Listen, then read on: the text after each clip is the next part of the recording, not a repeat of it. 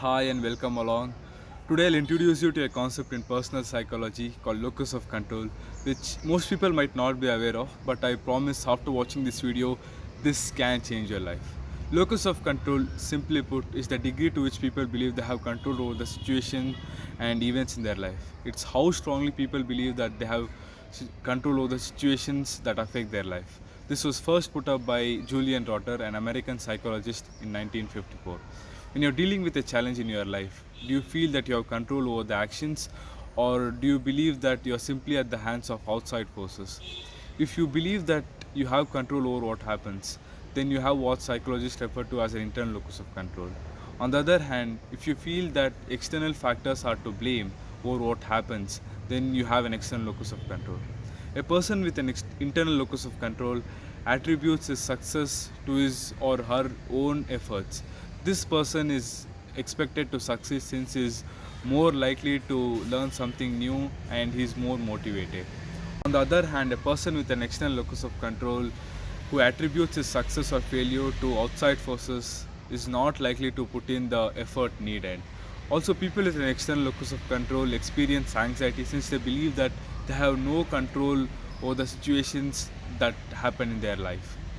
Imagine that you're a student and you just came out of the examination hall. You're holding the question paper and evaluating your performance. For some reason, your performance was very bad. So at this point, you would be thinking of two instances. Either you didn't put in the required effort and hard work needed, the internal factor, or the exam was too hard, some questions appearing out of the syllabus, and insufficient duration to complete the examination, the external factors. Here it is. Students with an internal locus of control attribute their success to the effort and hard work they invested in their education, while students with an external locus of control attribute their success to outside forces like luck or circumstance. Whether a student has an internal locus of control or external locus of control is thought to have a powerful effect on the academic motivation, persistence, and achievement in school. Education internals are considered more likely to work hard in order to learn and progress, while externals are more likely to believe that working hard is pointless because something else is holding them back or someone else is treating them unfairly. Locus of control plays a major role in the determination and resilience of a person.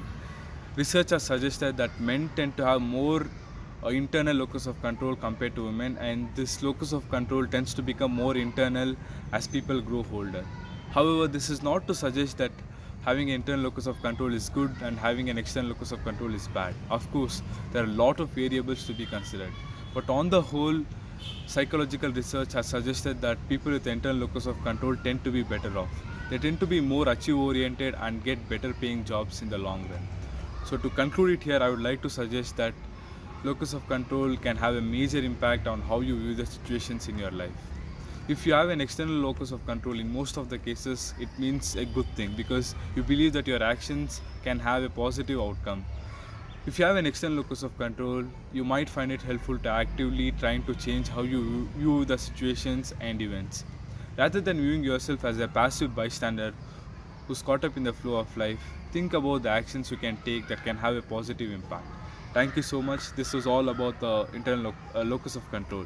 Thank you. Thanks a lot again.